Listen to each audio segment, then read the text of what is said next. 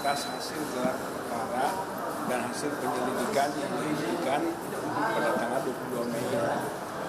Tujuan utama hampir sholat duhur maupun zuhur, tapi oke kita ke dalam sesuai dengan peraturan Kepala Kepolisian Republik Indonesia nomor 6 tahun 2019 pasal 31. Gelar itu ada dua, yaitu gelar biasa dengan gelar khusus. Nah, karena diperintahkan di situ, maka kita bukan surat adanya gelar khusus tentang bagian penyelidikan, kan begitu. Nah, saya akan mengutip satu karena saya Muslim. Saya mengutip ayat 260 Al-Baqarah. Pada saat itu Nabi Ibrahim itu percaya kepada Allah, cuman dia ingin sekali lebih tenang hatinya, mengatakan kepada Allah, bagaimana saya lebih tenang hati dengan kepercayaan. Katanya Allah, ambillah 4 burung cincang, begitu mati ke 4 burung tersebut, taruhlah di 4 bukit. Setelah itu nggak lama kembali lagi. Akhirnya apa kata Nabi Ibrahim? Saya merasa tenang karena ada bukti yang nyata. Nah, rakyat ini butuh ketenangan dalam konteks ini.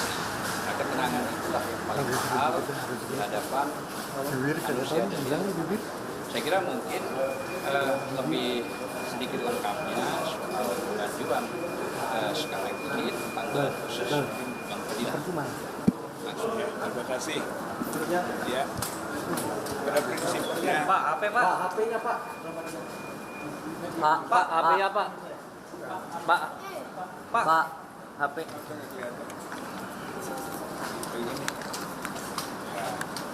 Ya, sesuai dengan yang sudah disampaikan bahwa kita datang ke sini ke Karo Wasidik sebagai atasan penyidik untuk melakukan desakan gelar perkara khusus yang mana tadi disebutkan dalam Perkap 6 2019. Maka di sana kita tuangkan poin-poin keberatan atas hasil gelar perkara dan hasil penyelidikan yang diberikan pada tanggal 22 Mei. Nanti keberatannya kita tuangkan ada 26 butir, itu kan yang kita masukkan sebagai alasan hukum. Kenapa? Bahwa keberatan dilakukan atas penghentian penyelidikan yang dilakukan oleh pihak Baris Krim Mabes Polri. Tapi tentu tidak semuanya yang bisa saya sampaikan. Kita ringkas saja dari 26 itu mungkin 7 poin lah ya yang penting.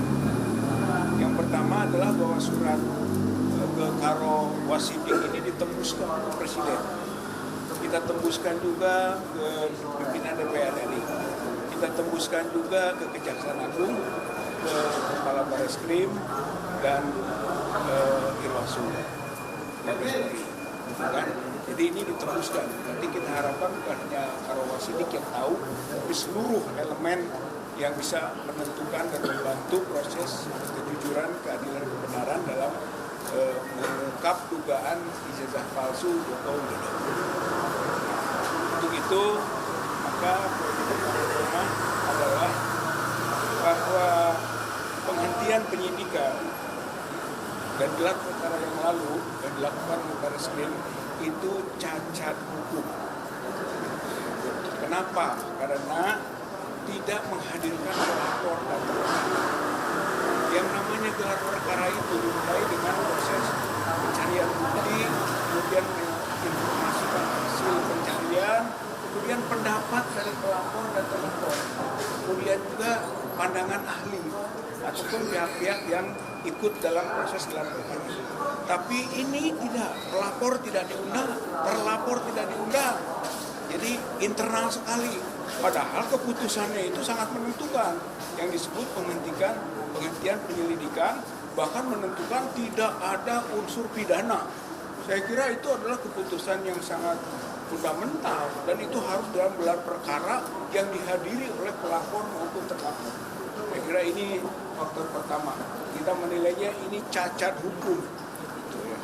Nah, kemudian yang kedua, bahwa proses penyelidikan itu tidak tuntas atau tidak lengkap. Kita punya ahli Dr. Rismond dan Dr. Roy, ya kan? Dan itu masuk dalam bukti-bukti kita, masuk itu dalam bukti-bukti yang diajukan oleh kita, tapi tidak pernah diperiksa, tidak pernah diminta keterangan. Pasti tidak lengkap itu, gitu. Hasil penyelidikan secara keseluruhan. Satu. Yang kedua, tidak meminta keterangan Kasmujo dan tidak meminta keterangan Pratikno, gitu kan? Dua tokoh ini di samping krusial juga telah diduga ikut serta dalam proses yang kemudian kita duga ijazah palsu Joko Widodo itu. Ya, sayang itu tidak juga minta keterangan. Saya kira itu tidak lengkap jadinya. Yang ketiga adalah tidak diminta keterangannya Aida Granburi, putri dari Profesor Ahmad Sumitro yang waktu itu dekan Fakultas Kehutanan. Dia sendiri adalah alumnus Fakultas Kehutanan. Bukan Sumitro.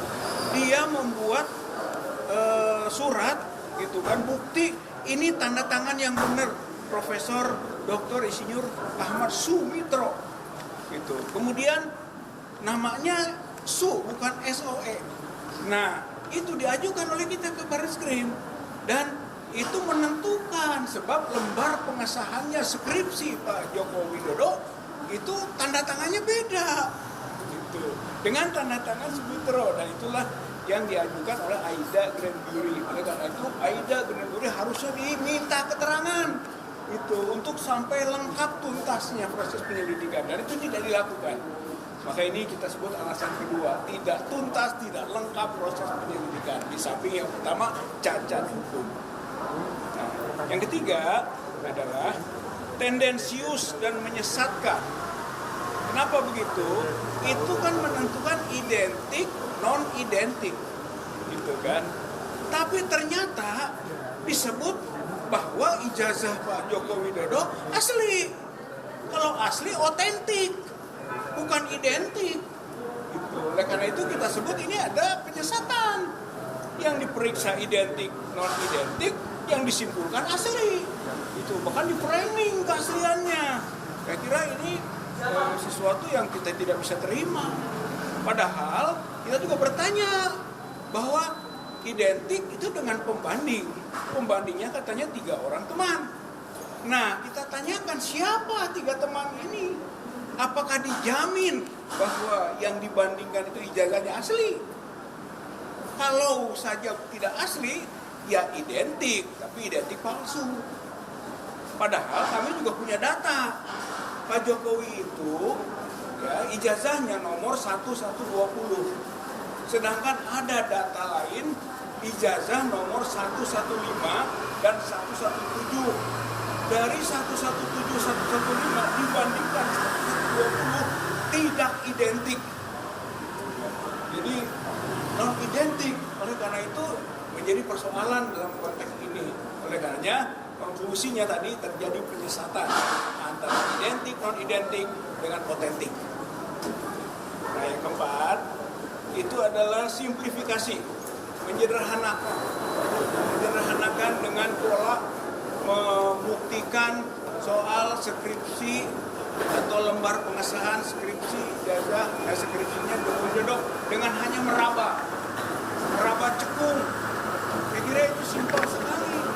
Itu tidak masuk kategori scientific crime investigation, bukan investigasi yang saintifik. Dan ternyata itu kesimpulannya, di mana Baris-Krim dengan meraba dan melihat cekungan, kemudian disebut itu hand press dan itu letter press, dibandingkan dengan percetakan dengan iya selesai saja. Oh, nggak bisa, harusnya penelitiannya saintifik, uji kertas, ya, uji tinta, benar tintanya diuji tahun berapa, sama tidak, kertasnya sama tidak yang ijazah dengan lembar pengesahan, dengan kontennya yang diketik-ketik itu, benar enggak sama usianya, itu tidak dilakukan, itu harusnya terbuka, begitu ya, ini yang keempat. Yang kelima adalah bahwa kami mendorong gelar perkara khusus karena ada dasar hukum. Bukan semata-mata tidak puas saja, ada dasar hukumnya. Komplainnya pelapor itu faktor faktor kedua adalah kasusnya itu menjadi perhatian umum. Saya kira itu begitu di dalam Perkapolrinya, bahwa kalau kasus itu menjadi perhatian umum boleh diajukan gelar perkara khusus. Gitu, karena kita tidak merasa gelar perkara biasa kemarin itu tidak optimal dan tidak terbuka dan tidak sesuai juga dengan peraturan yang ada. Itu yang kelima. Yang keenam, kita mengingatkan pasal 10 ayat 1 dan ayat 2 Undang-Undang 31 tahun 2014 tentang perlindungan korban, saksi, dan pelapor. Bahwa ketika proses berjalan, pelapor, saksi, korban tidak boleh dituntut pidana dan tidak boleh dituntut. Itu penegasannya ya, pasal 17 undang-undang tersebut, termasuk pasal 10 ayat 1, pasal 10 ayat 2. Dan kita mengingatkan lagi Perma 1 tahun 1956 bahwa kalau ada kasus perdata sedang berjalan untuk konten yang sama, maka hentikan dulu yang pidana. Dan sekarang kasus itu sedang berjalan di Solo dan di Sleman. Perdata untuk perbuatan melawan hukum ijazah palsu Joko Widodo. Gitu, jadi sedang berjalan. Nah, yang terakhir, yang ketujuh adalah bahwa kita ragukan terjadinya uji forensik secara mendalam karena tidak terlihat adanya face recognition misalnya. Di ijazah itu ada foto. Semua meragukan itu foto Pak Jokowi, bukan. Harusnya ada uji face recognition. Orang melihat di sana ada cap. Capnya kok di dalam foto. Itu, dan itu dianalisis oleh Dr. Rismond dengan RGB, yaitu red, green, blue analysis. Gitu. Kesimpulannya kok ada cap di dalam foto? Karena ini pertanyaan ini jelas. Oleh karena itu tidak diuraikan oleh Barreskrim kemarin. Maka menjadi pertanyaan serius bahwa uji forensik ini benar-benar dilakukan secara mendalam, secara saintifik, atau hanya sifatnya simpel-simpel saja. Tapi kesimpulan yang seperti mengikat secara hukum. Padahal untuk kondisi begini, kesimpulan itu tidak mengikat secara hukum, gitu. Sehingga tidak bisa digunakan oleh Polda Metro Jaya ketika melakukan proses tindak lanjut dari pengaduan atau pelaporan Pak Jokowi soal penghinaan atau pencemaran nama baik dan fitnah. Gitu.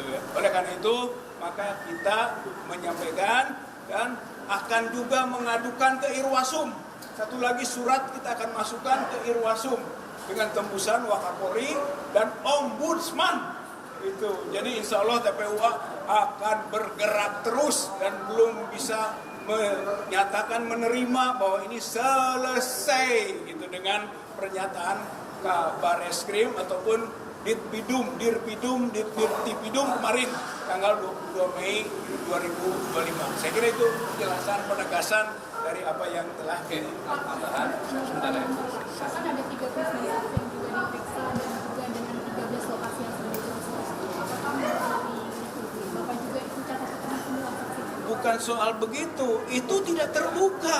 Harusnya dikonfirmasi kepada pihak-pihak yang ikut dalam gelar perkara, termasuk pelapor. Gitu, sehingga kami bisa menerima, oh iya bener loh, lokasi itu oh bener loh, gitu kan, tentang saksi itu, gitu kan, oh bener loh dokumen itu yang diujinya. Kan begitu, itu fungsi gelar perkara. Karena ini integrated criminal justice system. Jadi yang terintegrasi adanya gelar perkara, itu fungsinya gelar perkara. Saudara juga disampaikan 2 kali tidak memenuhi panggilan pemeriksaan sebagai pelapor. Nah, terus TPUA juga dinyatakan tidak terdaftar di pelapor. Itu bagaimana? Jadi bicara Bang Egy sudah ada surat resmi yang diberikan kepada Polda melalui anaknya bahwa beliau sakit di luar negeri.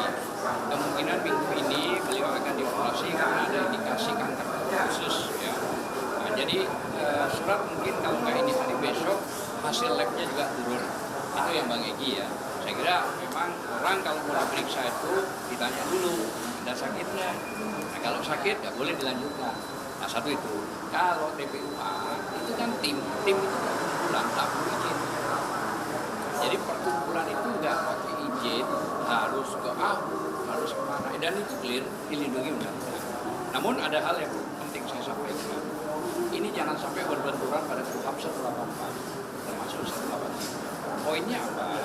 Kalau 184 itu ahli, surat, tunjuk itu harus jelas. Nah yang kemarin diumumkan itu bukan bukti petunjuk, bukan sama sekali, dan itu harus ada di dalam sidang, termasuk pasal 185 KUHP.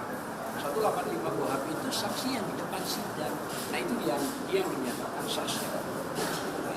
Makanya tadi sempat disimpulkan sudah, tapi ada satu hal yang paling penting, bahwa begini, kalau kita bicara Pak SBY maupun Pak Jokowi, ini pejabat negara. Ada di putusan 105 MK PUU 22 tahun 2024 bahwa pejabat negara, korporasi maupun kelompok masyarakat itu boleh dikritik, maknanya tidak boleh melaporkan, kan begitu?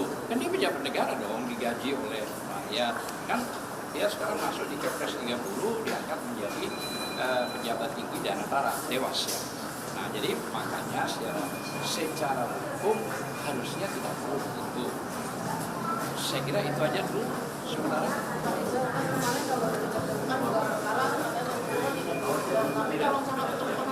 Tanya juga kita dapat saya dapat karena dikirim ke kantor saya ya, dikirim ke kantor saya tadi malam, sudah saya dihubungi dan saya sudah kirim juga ke anaknya Pak Egy bahwa intinya ya tadi dihentikan penyelidikan, ada sudah clear, kalau surat itu clear dan tidak ada masalah. Namun yang menjadi masalah kenapa dihentikan penyelidikan, padahal tanggal 9 Desember itu sekarang kan bulan kurang lebih lah jalan itu. Nah, sedang Pak Jokowi melaporkan kapan, tahu seminggu sudah mulai ada klarifikasi undang-undang cepat. Jadi ikut before the law itu sudah tidak seimbang. Nah ini yang saya maksud, harusnya keadilan itu harus real gitu, maksud saya begitu. Jadi kenapa yang 6 bulan itu nggak jalan, tetap aja standarnya masih dumas gitu. Harusnya sudah ada SP. Nah itu yang kami juga menanyakan dihentikan. Nah makanya kami buat surat kan di sini ya, buat surat tadi sudah dijelaskan 7 poin ya, 7 poin bahwa salah satunya tadi internal Polri ya di pasal 31 itu nomor 6 itu dijelaskan bahwa gelar ada 2, gelar biasa sama gelar khusus. Kita minta yang khusus. Artinya itu juga saja edukasi, ini tidak ada masalah. Dan saya kira satu hal lagi, bahwa laporan itu disuapkan pada posisi baik dan fitnah. Yang mana ini fitnah? Jangan lagi meloncat untuk pasal yang jauh, yang tidak karu-karuan, pasal 32, pasal 35, itu penjeratan yang targetnya ini menangkap orang. Padahal tidak masuk dalam objek perkara ini. Nah itu yang saya. Terima kasih Pak. Terima kasih. Jadi 32, 35 itu adalah pasal untuk melakukan kriminalisasi.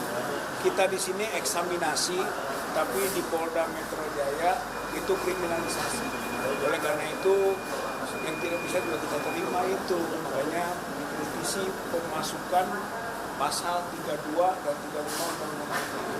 Nah soal tadi yang saya bilang sedikit soal itu pendeskreditan ke TPUA itu nggak pantas diucapkan oleh seorang direktur tindak pidana umum Barreskrim.